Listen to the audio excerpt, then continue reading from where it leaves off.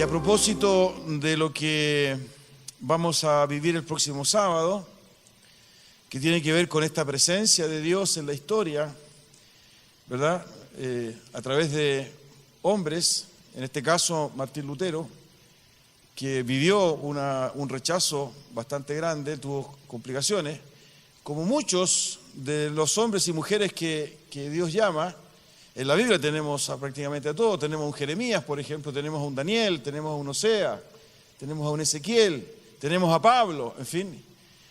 Hoy día hay muchos anónimos. El domingo pasado nos recordaba Fernando lo que está sucediendo en Afganistán, en Kabul, donde hubo un atentado y falleció una misionera alemana. ¿Sabemos algo de Verónica? Fernando, todavía no se sabe nada, ¿verdad? Hay una que está secuestrada. Y hoy se nos compartió, Carlitos, una tragedia en Egipto, 28 cristianos que fueron asesinados en un bus. Y la verdad que son sucesos, uno que está ubicado por el 1500 y estos otros sucesos que están ubicados al otro lado del mundo. Entonces, gracias a Dios, y lo decía nuestro hermano Hernán, ¿verdad? Aquí no nos ha sucedido nada. Hasta el momento. Pero hoy día quiero compartir algo que también está en Primera de Pedro, ¿no? Esta carta que nos ha acompañado estos domingos y que tienen que ver con una realidad, ¿verdad? Que necesariamente debemos entenderla si es que anhelamos vivir el Evangelio intensa y sinceramente bajo este concepto de discipulado y que es el sufrimiento, ¿no?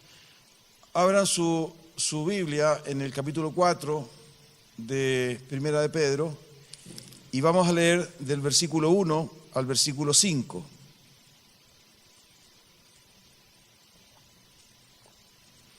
Primera de Pedro, capítulo 4, del versículo 1 al 5. Yo lo voy a leer en la versión NBI, así que desde ya agradezco a mis hermanos de la proyección que me acompañen con los versículos.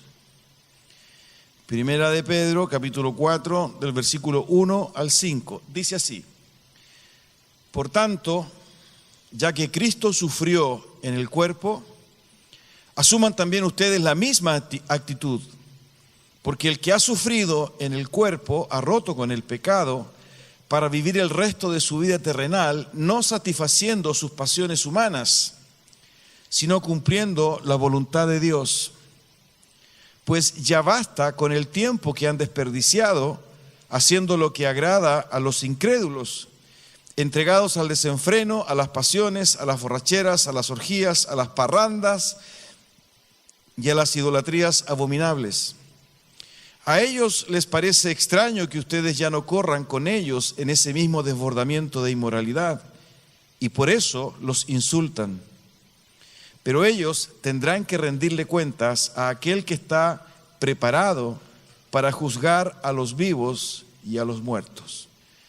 Tengamos un momento de oración. Padre mío, gracias, Señor, porque podemos acceder a tu palabra.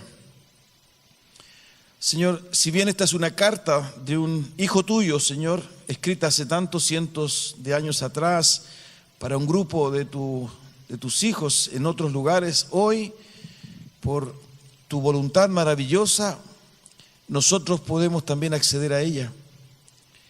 Señor, y permítenos entender, después de tanto tiempo, Señor amado, esta enseñanza que también tú quisiste que nosotros pudiésemos aprender. Dios mío, en el nombre de Jesús, que tu Espíritu Santo nos ayude a comprender y sobre todo a examinar nuestra vida personal, nuestra vida íntima, Señor, que está desnuda delante de tu presencia, Padre mío, porque tú conoces nuestro corazón, tú conoces nuestra intimidad. Señor amado, a ti no te podemos engañar. Por consiguiente, y entendiendo además que tú quisiste que hoy día nosotros estuviésemos expuestos a esta palabra, ayúdanos, Señor, en el nombre de Jesús. Tú sabes que nuestros corazones, Señor, son engañosos, nuestros corazones muchas veces están heridos, amado Dios, nuestros corazones, Señor bendito, a veces tienen motivaciones que no son las correctas, o hay tensión y preocupación, Señor, que nos desvía la atención. Padre mío, por eso ayúdanos, bendito Señor. Y en esta convicción de saber que estás con nosotros, mi Señor, Padre mío, que podamos, Señor, con un corazón humilde, pensar tu palabra, entender tu palabra y obedecerla, Señor. Son tiempos complejos y difíciles. Y tal vez, Señor amado, necesitamos que tú nos corrijas, sin duda. Por eso en esta mañana, Señor, nos encomendamos a ti. Gracias, mi Dios. Oramos en el nombre de Jesús. Amén. Queridos, como lo hemos dicho otros domingos, esta es una carta pastoral del apóstol Pedro a hermanos que están ubicados en distintas regiones, ¿no? Lo señala definitivamente el capítulo 1, versículo 1, son hermanos que están ubicados en el Ponto, en Galacia, en Capadocia, en Asia y Bitinia, que son provincias, son regiones, ¿no? Y hermanos de la diáspora, es decir, hermanos que están dispersos, ¿no? Algunos creen que es producto de la persecución del Imperio Romano. Y es una carta pastoral porque tiene como propósito animar. Lo hemos dicho todos estos domingos, ¿no? ¿Cuánto se llama? Es exhortar, es estar presente, ¿verdad? Recordar. Hay expresiones de Pedro, por ejemplo, no se olviden que ustedes han nacido de nuevo, ¿verdad? Y que es importante vuestra fe y esa fe tiene que ser probada, ámense, en fin, ¿no? Incluso por ahí plantea, ¿verdad?, la actitud frente a la autoridad, ¿no? A la autoridad, y plantea dos escenarios, la autoridad política, ¿verdad?, y a la autoridad, ¿verdad?, laboral, por decirlo de alguna manera, porque habla incluso a los esclavos, a los criados.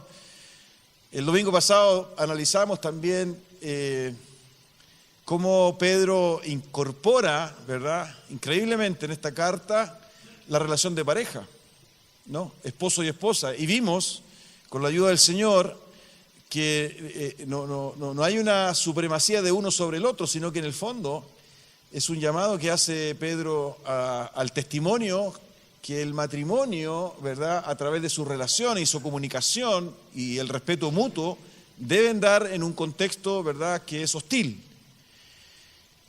Y bueno, con todas estas exhortaciones, consejos, aparece en este capítulo 4, ¿verdad?, otro elemento que la verdad, queridos, está presente en todos los capítulos. Si usted lee el capítulo 1, pues son 5 capítulos, lee los 5 capítulos, aparece el tema de la tensión, el tema del sufrimiento. Incluso en el capítulo 2 dice, para esto fueron llamados, ¿no? Es decir, si ustedes sufren haciendo el bien, incluso lo dice, ¿no?, alégrense, para esto fueron llamados. Y ejemplo tenemos en Jesucristo, plantea Pedro. Y bueno, leyendo y orando al Señor, me detuve en estos 5 versículos del capítulo 4. Y me llamó mucho la atención, ¿verdad?, una vez más en el versículo 1, por tanto, del capítulo 4 de 1 Pedro, por tanto, ya que Cristo sufrió en el cuerpo, asuman también ustedes la misma actitud. Asuman también ustedes la misma actitud, porque el que ha sufrido en el cuerpo ha roto con el pecado, ¿no? Lo que se está planteando definitivamente acá, incluso en el versículo 3, en el versículo 4, versículo 3 dice, pues ya basta con el tiempo que han desperdiciado haciendo lo que agrada a los incrédulos. En el versículo 4 dice, a ellos les parece extraño que ustedes ya no corran con ellos en ese mismo desbordamiento de inmoralidad y por eso los insultan. En el versículo 2 dice, para vivir el resto de su vida terrenal no satisfaciendo sus pasiones humanas, sino cumpliendo la voluntad de Dios. Siguiendo con este pensamiento, ¿verdad? Aquí hay una tensión, definitivamente. Hay una tensión, hay una brecha, definitivamente, entre un antes y un después. Hay una brecha, ¿verdad?, respecto de un testimonio, ¿no? Pareciera ser que de manera implícita, aunque la verdad que no es implícita, yo diría que derechamente lo plantea Pedro, hay dos realidades, hay dos mundos, dos reinos que chocan, definitivamente, y que está expresado, ¿verdad?, al menos exteriormente, por formas de vida distintas, ¿no? Y es muy probable, ¿verdad?, y más que probable, yo diría bastante cierto, que este sufrimiento precisamente es producto de esta brecha entre la realidad de dos reinos. Tal vez eso es lo primero que quiero compartir con ustedes, ¿no? Que fue un poco la experiencia de Jesucristo, ¿no? Esta tensión no es ni más ni menos la consecuencia, ¿verdad?, del choque y del conflicto de dos mundos distintos, de dos reinos diferentes. Si usted abre su Biblia en Primera de Juan, capítulo 5, versículo 19, Primera de Juan 5, 19, el apóstol Juan lo plantea directamente. Dice: sabemos que somos hijos de Dios y que el mundo entero está bajo el control del maligno. De tal manera, ¿verdad?, que al entrar en esta realidad, de este concepto de tensión, de sufrimiento, ¿verdad?, tenemos que abordarlo entendiendo que lo que sucede realmente desde la perspectiva espiritual es que convergen a una tensión y a una crisis dos reinos distintos. Son dos maneras, ¿verdad?, dos conceptos, dos realidades, dos orígenes absolutamente distintos que provocan efectivamente una tensión. Incluso esta realidad la planteó el propio Señor Jesucristo cuando Él oró en Getsemaní. Si usted revisa su Biblia en el Evangelio de Juan, en el capítulo 17, usted se va a encontrar, ¿verdad?, del versículo 14 al 16 con esta concepción en la oración de Jesús. Él dice: yo les he entregado tu palabra y el mundo los ha odiado porque no son del mundo, como tampoco yo soy del mundo. No te pido que los quites del mundo, sino que los protejas del maligno. Ellos no son del mundo, como tampoco lo soy yo. Y es importante recordar esto, queridos, porque definitivamente lo que se plantea, ¿verdad?, en estas expresiones, definitivamente es esta relación irreconciliable que origina, evidentemente, consecuencias. Por eso que en estos primeros 5 versículos hay dos realidades que plantea Pedro. Una es la realidad de aquellos que rodeaban la vida de las personas, ¿no? Incluso él lo dice en el versículo 4: a ellos les parece extraño que ustedes ya no corran con ellos en ese mismo desbordamiento de inmoralidad, y por eso los insultan. Pero también en el versículo 2 plantea este otro ámbito donde aparece una lucha. Dice: para vivir el resto de su vida terrenal, no satisfaciendo sus pasiones humanas, sino cumpliendo la voluntad de Dios. Por consiguiente, ¿verdad?, hay dos áreas que tienen que ver básicamente con la manifestación definitivamente de estos dos reinos, pero que tensionan evidentemente a aquel hombre, a aquella mujer que sinceramente quiere seguir a Jesucristo. Uno es el propio mundo interior, mis pasiones, mis deseos, esto que menciona el versículo 2, pero también los testigos, aquellos que están a nuestro alrededor y que se sorprenden de que nosotros hayamos cambiado, incluso muchas veces se plantean en un plano de la ironía, ¿verdad?, del sarcasmo y hasta de la violencia. Si no, miremos un poquito lo que está pasando en Medio Oriente. Y eso es así, y solo sí, porque hay dos realidades espirituales distintas. Y esa verdad es importante comprenderla porque nos ayuda también a entender la seriedad de lo que significa definirse como discípulo o discípula. No es un tema semántico, no es un tema cultural. Lo que hay definitivamente es una lucha fuerte, es una resistencia fuerte. Cuando Jesús ora ¿verdad? En Getsemaní, y él mismo lo expresa, ¿no? El mundo los ha odiado porque no son del mundo, como tampoco yo soy del mundo. Incluso llega a decir, no te pido que los quites, sino que los protejas del maligno. Ellos no son del mundo, como tampoco lo soy yo. No somos del mundo. Y esta expresión, ¿verdad?, es poderosa y potente porque inmediatamente, ¿verdad?, nos ubica en lo transitorio, en el peregrinar y en el entender, ¿verdad?, que nuestras motivaciones, ¿verdad?, nuestras características que nos definen, tampoco son de este mundo. Y eso, por definición, significa sufrir. ¿Y por qué sufrir? Porque dentro de nuestra configuración emocional, psicológica, afectiva, lo que anhelamos es ser reconocidos, acogidos, sentir este sentido de pertenencia, pero que derechamente, ¿verdad?, no podemos ni debemos encontrarlo en el mundo, porque no pertenecemos al mundo. Y ese solo hecho, ¿verdad?, nos plantea definitivamente esta tensión permanente. Fíjense cómo lo expresa Pablo. Pablo súper radical, ¿no?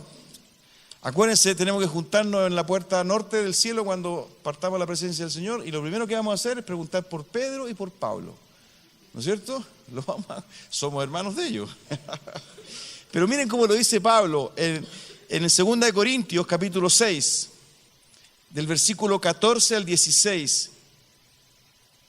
Él plantea, ¿verdad?, este conflicto de manera absolutamente concreta. Mira, lo voy a leer. Dice, ¿qué tienen en común la justicia y la maldad?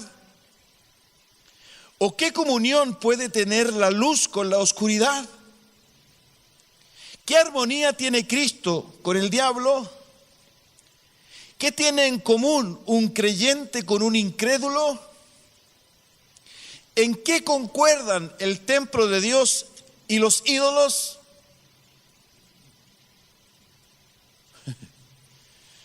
Absolutamente extremo.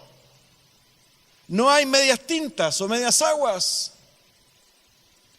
Y esto es importante entenderlo porque aparece recurrentemente, ¿verdad?, este rechazo, ¿verdad?, a esta condición, a esta condición de tensión, de sufrimiento, de renuncia, ¿verdad? Y muchas veces se hacen caricaturas de estas cosas. Pero lo que hay acá es una radicalidad que necesariamente debe traducirse, ¿verdad?, en una forma de vida distinta. Y eso debiera, si hay sinceridad, si hay obediencia, si hay fidelidad a Dios, producir precisamente este sentimiento de sufrimiento. Y en los 5 capítulos, ¿verdad?, Pedro lo expresa. Incluso en varios de esos capítulos él dice, alégrense. Si sufren, qué bueno, están participando de los sufrimientos de Jesucristo. Dichosos ustedes.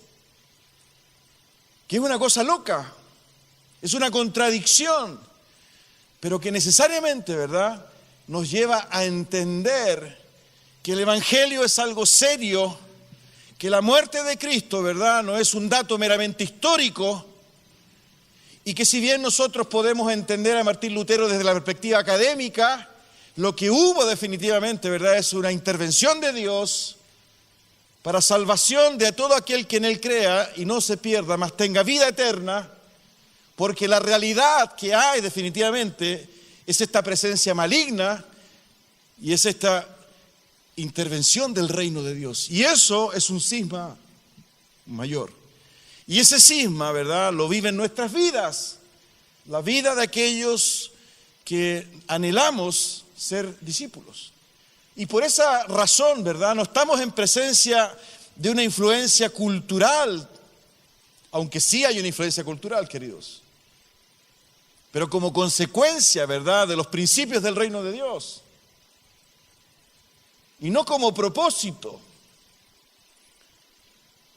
Pero hay una tensión, hay una radicalidad.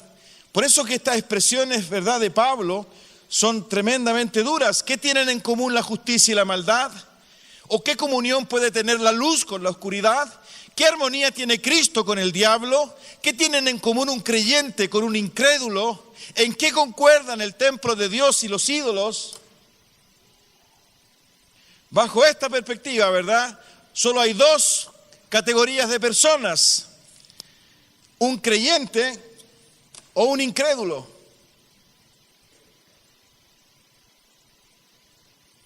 Esto es la intolerancia máxima, ¿no? Esto es la discriminación en su máxima expresión. Sí, pero no es algo nuestro. Esto tiene que ver, ¿verdad?, con el reino de Dios. Tiene que ver con la santidad de Dios y tiene que ver con la justicia de Dios. Por eso que el maligno, ¿verdad?, que sabe esto, se opone drástica y radicalmente a la extensión del reino, hasta el grado, ¿verdad?, de asesinar, de mentir, de robar. Jesús lo dijo cuando se refirió al diablo. Él es homicida, él es mentiroso, él es un ladrón. Pero también dice la Biblia que él es el que gobierna. En 1 Juan lo leímos en capítulo 5. Es el que está gobernando en este momento, ¿verdad?, el mundo. Entonces hay un choque, hay una crisis que es algo sobrenatural, espiritual. Y nosotros, por el hecho de haber creído en Jesucristo, por el hecho de querer vivir lo que Él vivió, por el hecho de querer ser sus discípulos, estamos en primera fila expuestos a este rechazo, a este sufrimiento. Desde la perspectiva, ¿verdad?, social, cultural, aquello que nos rodea, pero también desde nuestro propio mundo interior, debido a nuestra condición aún, ¿verdad?, de pecado que hay en nuestro corazón. Por eso, queridos, hay una radicalidad. Jesús lo dijo en Mateo 12:30, el que no es conmigo, contra mí es. Y el que conmigo no recoge, desparrama. Una de las cosas, ¿verdad?, que probablemente podemos nosotros percibir en este tiempo es esta domesticación que se ha querido hacer de la iglesia y que nosotros hemos aceptado. Y nuestro testimonio y nuestra influencia se ha diluido. Han surgido iniciativas en el mundo político por querer introducir definitivamente, ¿verdad?, modificaciones en normas jurídicas, en leyes, y muchos han creído que ese es el camino. Pero muchas veces nuestra propia vida no es capaz de ejercer influencia en el propio hogar, en la propia familia. La opinión que tienen nuestros compañeros de trabajo de nosotros deja mucho que desear. Nuestro testimonio, ¿verdad?, en la oficina, con nuestros clientes, no hay ninguna diferencia. Estamos contra el aborto, estamos contra el matrimonio homosexual, ¿verdad?, y queremos ir al Congreso y levantamos pancartas, pero nuestra propia vida se ha ido acomodando y ha vivido y vive, ¿verdad?, ahí en la medianía, y no ha marcado esa radicalidad y esa diferencia. Porque nos ha costado entender definitivamente la violencia, y uso esta palabra exprofeso, la violencia del mensaje de Cristo. La violencia en el sentido de lo radical, que nos lleva a situaciones de tensión y de riesgo. Miren, este pasaje es conocido, pero no puedo no citarlo, según el Evangelio de Juan en el capítulo 6, Juan capítulo 6 del versículo 60 al 71. Fíjense lo interesante que ocurre con algunos discípulos de Jesús. Al escucharlo, Muchos de sus discípulos exclamaron: esta enseñanza es muy difícil, ¿quién puede aceptarla? Jesús, muy consciente de que sus discípulos murmuraban por lo que había dicho, les reprochó: ¿esto les causa tropiezo? ¿Qué tal si vieran al Hijo del Hombre subir a donde antes estaba? El espíritu da vida, la carne no vale para nada. Las palabras que les he hablado son espíritu y son vida. Sin embargo, hay algunos de ustedes que no creen. Y está hablando a los discípulos, Hay algunos de ustedes que no creen. Es que Jesús conocía desde el principio quiénes eran los que no creían y quién era el que iba a traicionarlo. Así que añadió: por esto les dije que nadie puede venir a mí a menos que se lo haya concedido el Padre. Desde entonces muchos de sus discípulos le volvieron la espalda y ya no andaban con él. Así que Jesús les preguntó a los 12: ¿también ustedes quieren marcharse? Señor, contestó Simón Pedro, ¿a quién iremos? Tú tienes palabras de vida eterna, y nosotros hemos creído y sabemos que tú eres el Santo de Dios. ¿No los he escogido yo a ustedes 12? Repuso Jesús. No obstante, uno de ustedes es un diablo. Se refería a Judas, hijo de Simón Iscariote, uno de los 12 que iba a traicionarlo. ¿Qué hay en este diálogo? Hay una radicalidad. Y es un diálogo que se origina al interior de los seguidores de Jesús, de sus discípulos. Y la pregunta que le hace Jesús a sus discípulos, a los que se quedan: ¿ustedes también se van a ir? ¿Ustedes también se van a ir? Porque entendieron, ¿verdad?, que había una radicalidad en las enseñanzas de Jesús. Yo no puedo seguir eso.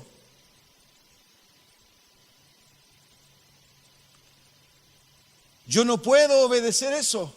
Esto es demasiado complejo y difícil, esto me compromete. Hay, evidentemente, en esa cultura una actitud distinta. Estamos hablando de cientos de años atrás. Pero refleja definitivamente, ¿verdad?, en la predicación de Jesús, este compromiso profundo de vida, que necesariamente me hace entender, ¿verdad?, que estoy siendo llamado a sufrir. Estoy siendo llamado a sufrir. Estoy siendo llamado a sufrir. A sufrir. Aquí no hay prosperidad.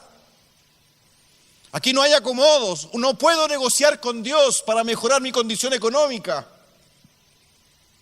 Llega un momento en que tengo que tomar la decisión, y eso significa sufrir por obedecer a Cristo. Esto no es cultural. Esto no es una moda. Esto no es un grupo de GSU, de gente como uno. Este es el llamado que hace el Maestro, el Rey de Reyes y Señor de Señores, a vivir su experiencia. Por eso Pedro dice: ustedes tienen que tener la misma actitud de Cristo. Ese es el estándar. Y Él sufrió. ¿Acaso nosotros somos mejores, mayores que nuestro Maestro, que nuestro Señor? Y ese sufrimiento está dado no porque seamos masoquistas, no porque tengamos que autoflagelarnos, sino porque hemos sido llamados al reino de Dios, y el reino de Dios está en conflicto con el reino de las tinieblas, porque hay un gobierno, ¿verdad?, de Satanás en este sistema, ¿verdad? Y no quiero ser dramático, pero es lo que la Biblia me enseña. Y Dios ha creído, ¿verdad?, que con sus discípulos, con sus hijos, la predicación de la palabra y la presencia del Espíritu Santo, podemos resistir, podemos sobrevivir, podemos avanzar, podemos predicar, podemos vivir, pero no exento de dificultades, no exento de tensiones, no exento de sufrimiento. Y el sufrimiento no viene dado solamente porque ellos son los malos y nosotros somos los buenos, sino que el sufrimiento viene dado también porque nosotros también somos malos. Y luchamos con nuestras pasiones y con nuestros deseos. con nuestras adicciones, con nuestro carácter. Por consiguiente, si somos sinceros, ¿verdad?, el sufrimiento está dado también porque muchas veces nosotros nos resistimos al gobierno del Espíritu Santo en nuestra vida. Nuestro carácter nos traiciona, nuestra impulsividad nos traiciona, nuestra agresividad nos traiciona, nuestras adicciones, nuestra lujuria nos traiciona, nuestra vanidad, nuestro egoísmo, nuestra soberbia.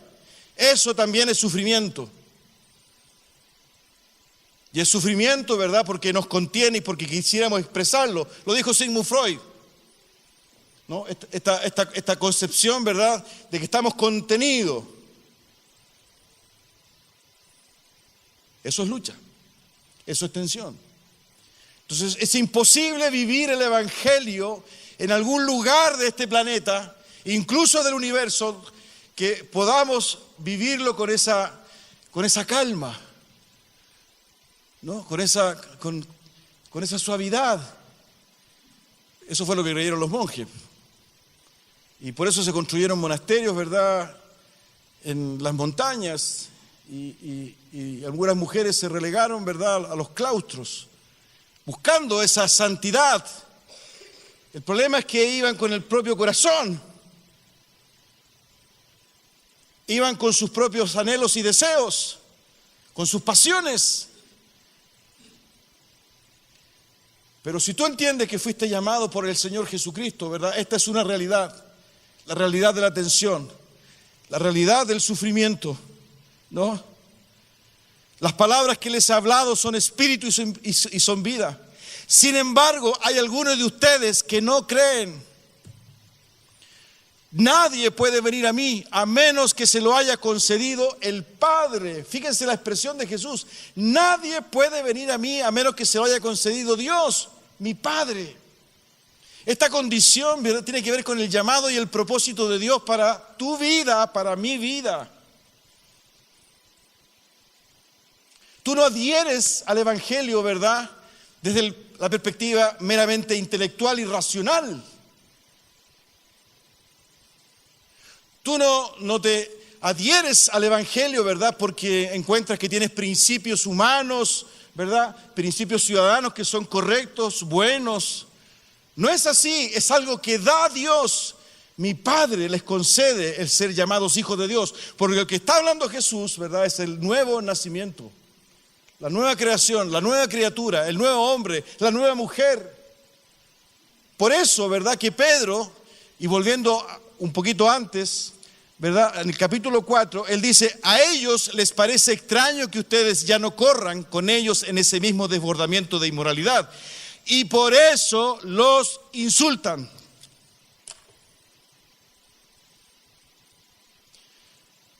El mundo no puede entender ni comprender esto.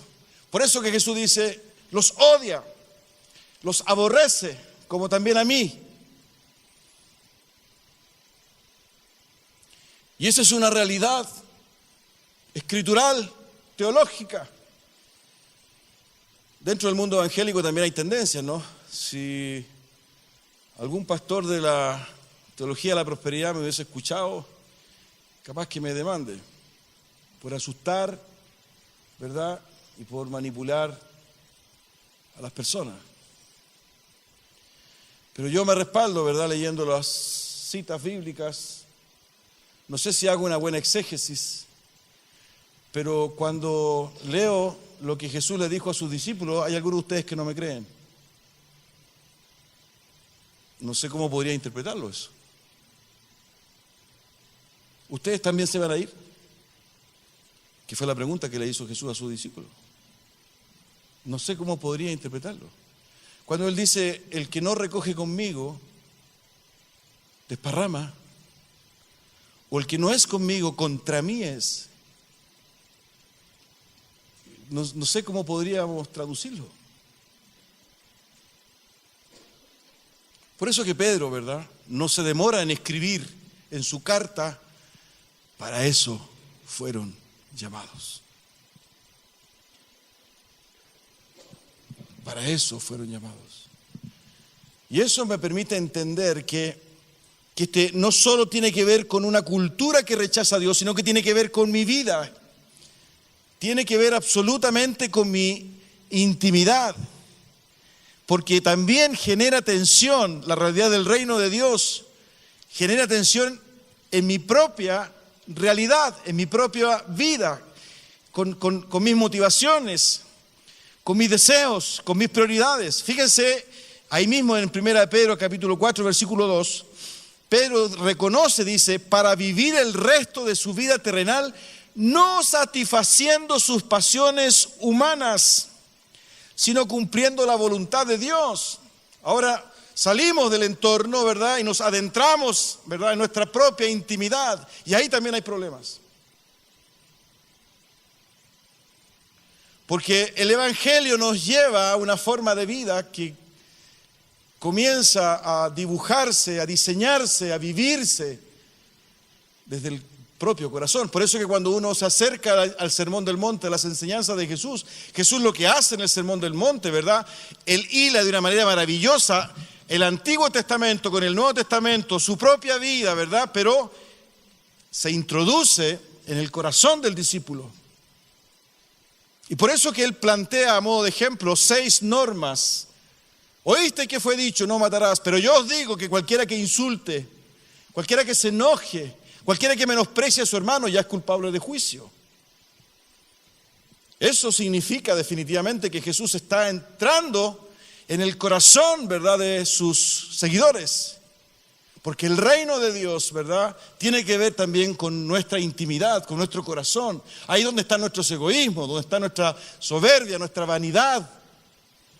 Porque todo eso impide el gobierno del Espíritu Santo en nosotros. Porque este reino, en este momento, ¿verdad?, se vive desde nuestra vida. El Espíritu Santo está en poder de la iglesia y nosotros somos la iglesia. Por eso que nos complica estas noticias que llegan, ¿verdad?, del Medio Oriente, que llegan de África.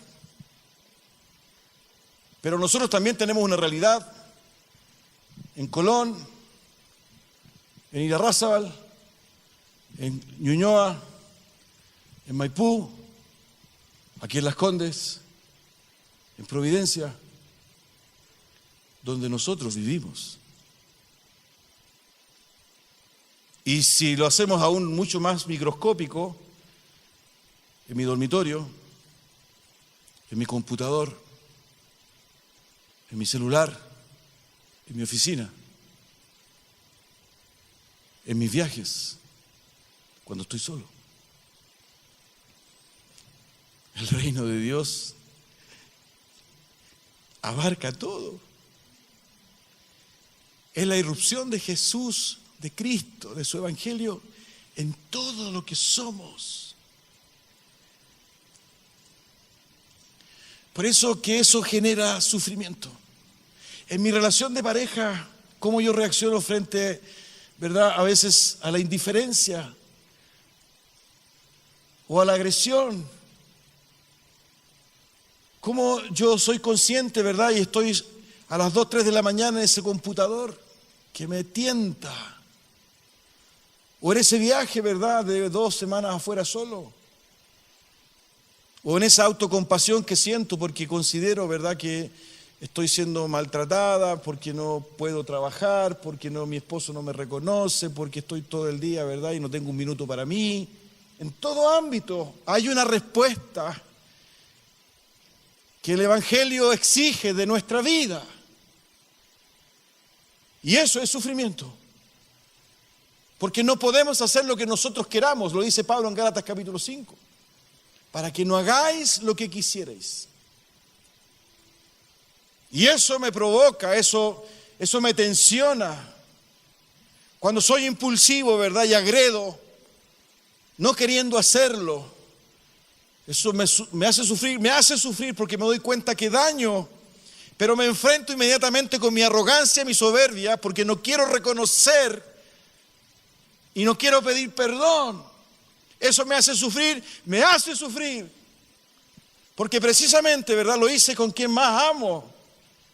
Entonces, doble sufrimiento, porque no dije lo que no debía decir, me descontrolé y no me pude controlar y lo dije, ofendí.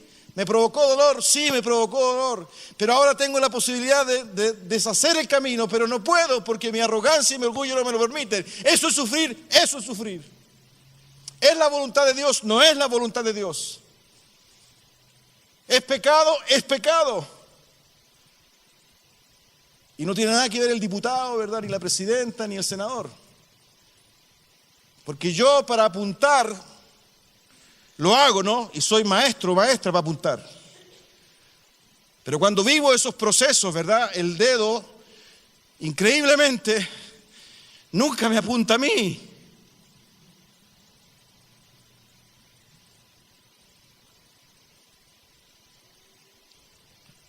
Por consiguiente, es la lógica del reino de Dios.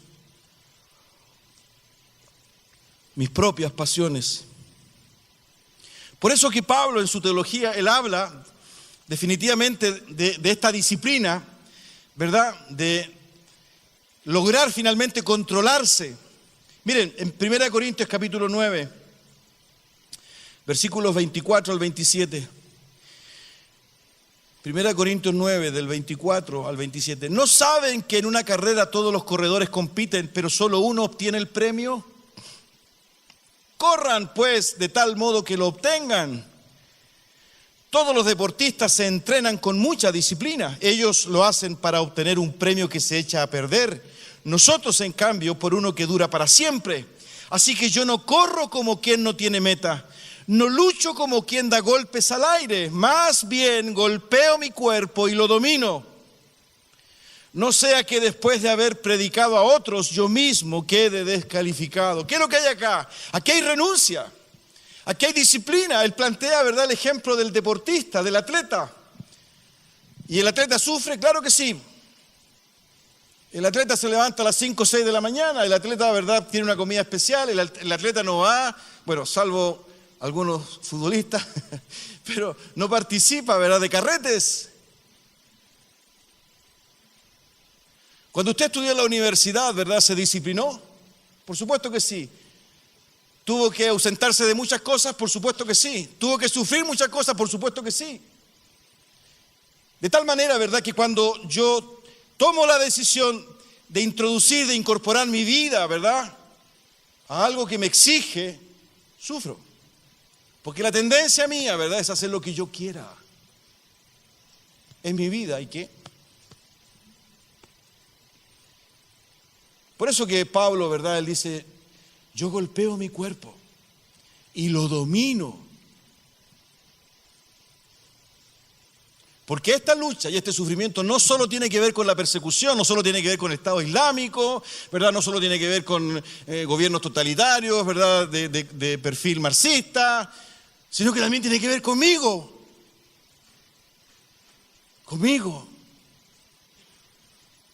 Por eso que Pedro dice, aquí sucedió algo en sus vidas, aquí pasó algo, ¿verdad?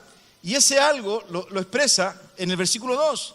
Para vivir el resto de su vida terrenal, no satisfaciendo sus pasiones humanas, sino cumpliendo la voluntad de Dios, cumpliendo, no para satisfacer tus pasiones humanas, mis pasiones humanas, sino la voluntad de Dios.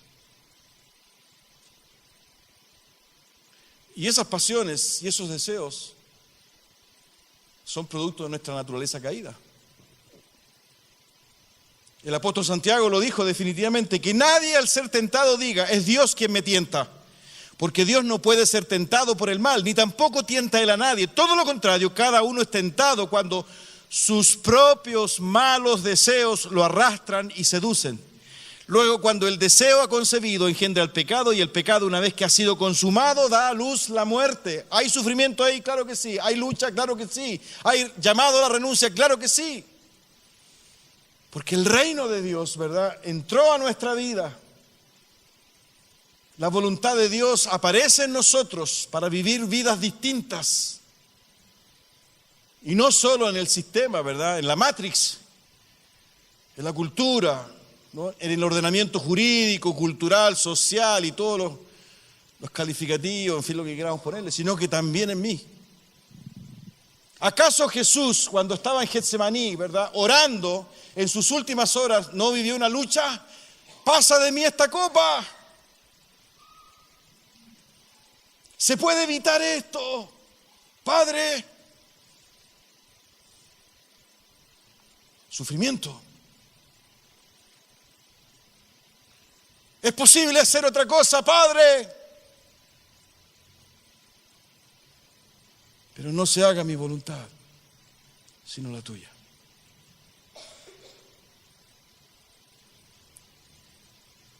Termino solamente leyendo de nuevo el primer versículo. Por tanto, ya que Cristo sufrió en el cuerpo, asuman también ustedes la misma actitud. Porque el que ha sufrido en el cuerpo ha roto con el pecado. Esta enseñanza, esta prédica no es popular, hermanos. Por eso leí la ocasión en que muchos discípulos se fueron. Nosotros no estamos llamados a llenar el templo. No estamos llamados, ¿verdad?, a predicar un evangelio acomodaticio. Dios no es un peluche. Y el sacrificio de Cristo, ¿verdad?, fue altísimo. Fuimos llamados a predicar el evangelio. Y esto es el evangelio. Porque es la lucha entre dos concepciones absolutamente distintas. Como lo decía Pablo, ¿qué comunión hay entre Cristo y el diablo? ¿Qué comunión hay? Y la iglesia de Dios está llamada a vivir y a predicar este evangelio.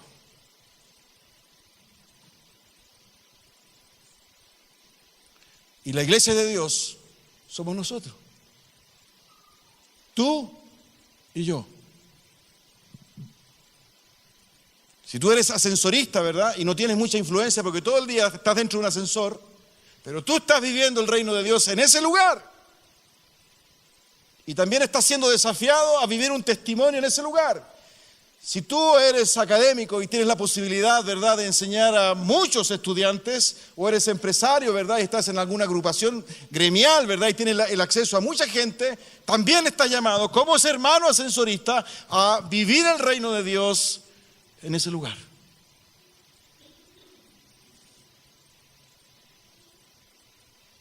Y no hay diferencia.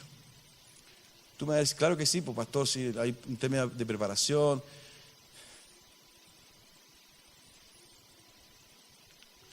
Tiene que ver con el llamado de Dios. Por eso que Jesús dijo que quien concede la condición de hijo, de discípulo, es Dios. Porque tiene que ver con el nuevo nacimiento. Es el evangelio que debemos vivir y predicar. Por eso, entender que hemos sido llamados a vivir la experiencia de Cristo. Hemos sido llamados a vivir la experiencia de Cristo. Por eso que Pedro, ¿verdad?, ahí en el capítulo 4,